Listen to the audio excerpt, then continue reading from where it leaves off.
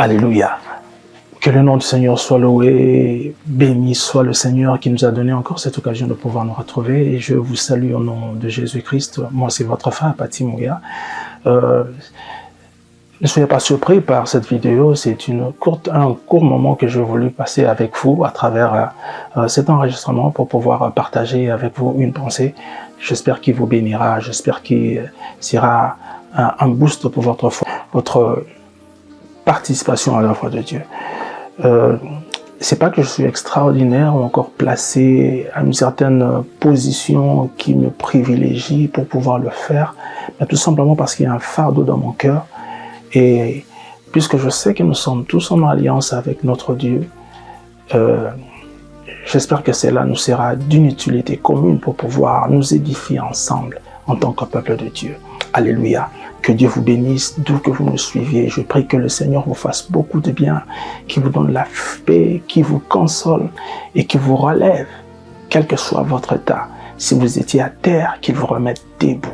Si vous étiez fatigué, qu'il renouvelle vos forces. Si vous êtes fatigué par beaucoup de fardeaux, vous avez beaucoup de problèmes en ce moment, que Jésus-Christ vous amène la solution qu'il vous faut et qu'un changement favorable soit accordé dans le nom de Jésus.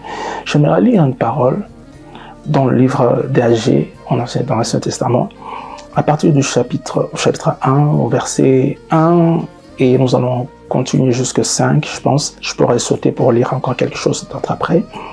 La Bible dit ceci, Agé chapitre 1, la seconde année du roi Darius, le premier jour du 6e mois, la parole de l'Éternel fut adressée par Agé le prophète à Zorobabel, fils de Sheltiel, gouverneur de Juda, et à Josué, fils de Jotsadak, le souverain sacrificateur, en ces mots.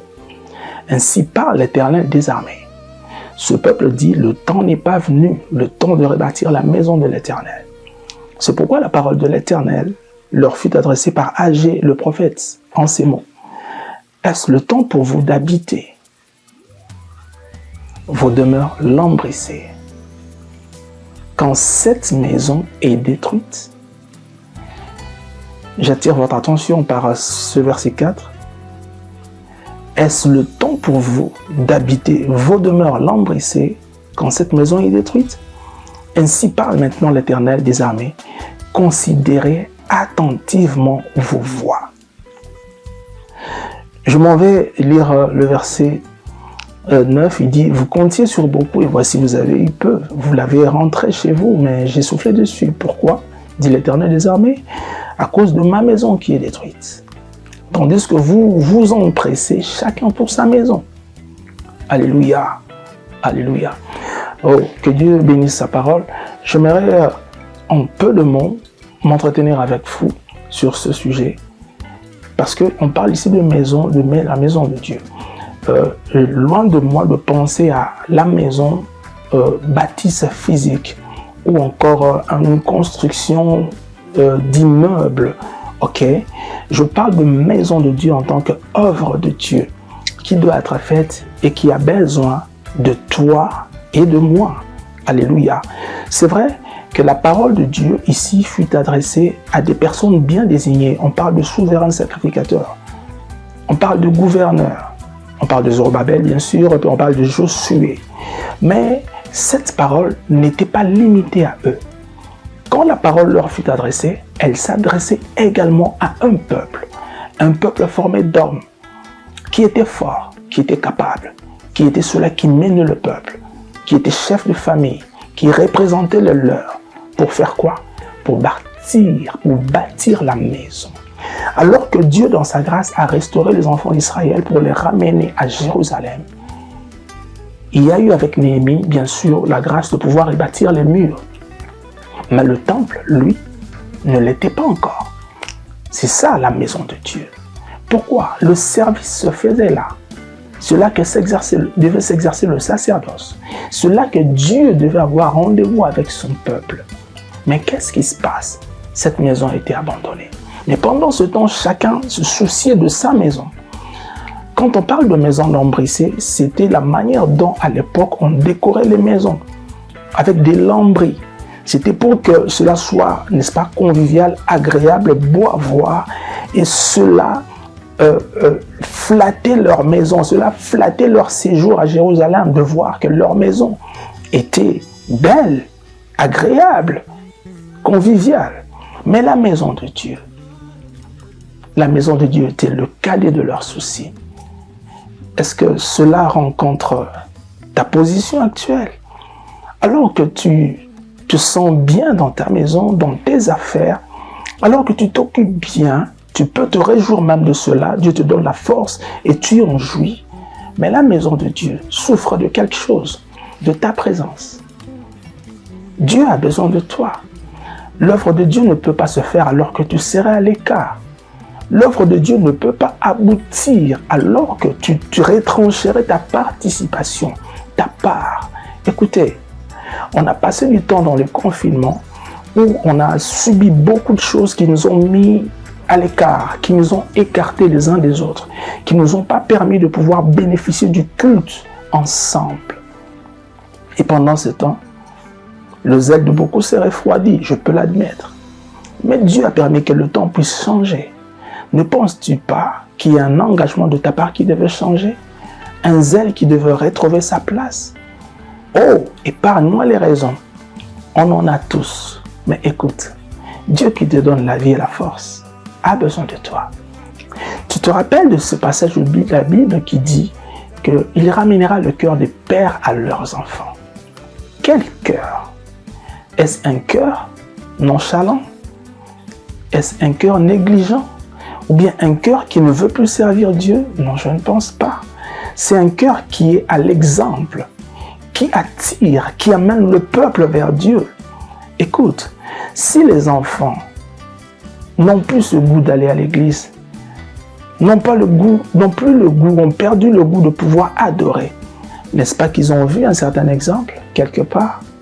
Parce que je pense bien que ta motivation est plus qu'une prédication pour ta famille. Tu es tête pour ta maison et tu es une pièce de choix pour la maison de Dieu. Dieu sait qu'à travers toi, des âmes peuvent venir à lui. Et ces âmes-là font partie également de ta famille. Alléluia. Ces âmes-là font partie également de cette communauté qui viennent pour adorer. Et à travers toi, ils voient le zèle d'un père. Ils voient la détermination d'un père, le dévouement d'un père qui sert le Seigneur. Écoute, peut-être pour une raison ou une autre, tu as été découragé. On t'a fait du tort, je ne sais pas, quelle que soit la situation.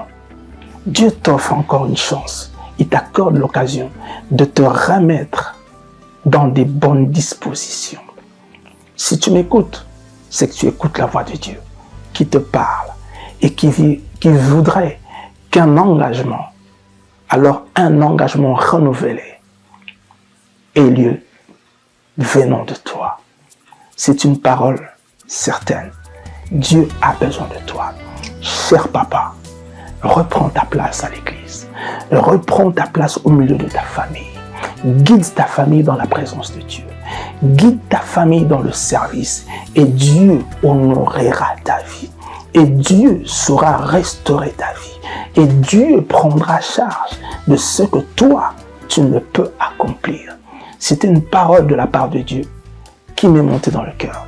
Que Dieu te bénisse si tu m'as suivi jusqu'à la fin.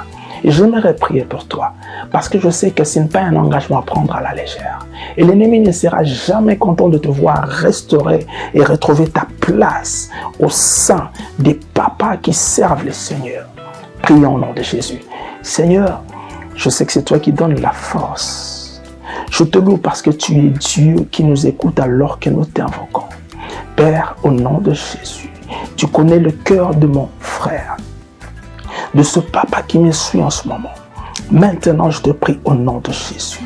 Accorde-lui ce cœur renouvelé et qui revient à la charge pour pouvoir te servir et être à son poste au nom de Jésus. Pardonne ses fautes et pardonne sa négligence. Relève-le, je te prie, au nom de Jésus.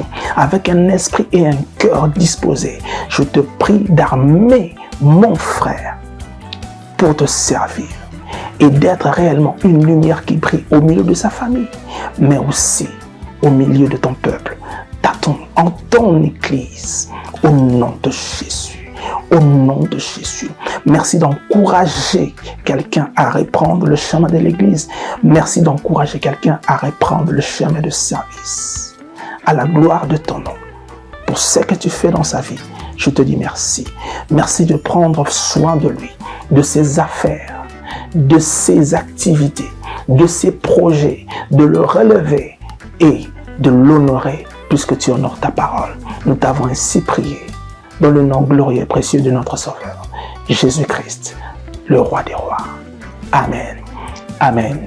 C'était bien votre frère, Paty Mouya. Soyez bénis abondamment. Amen. Et à bientôt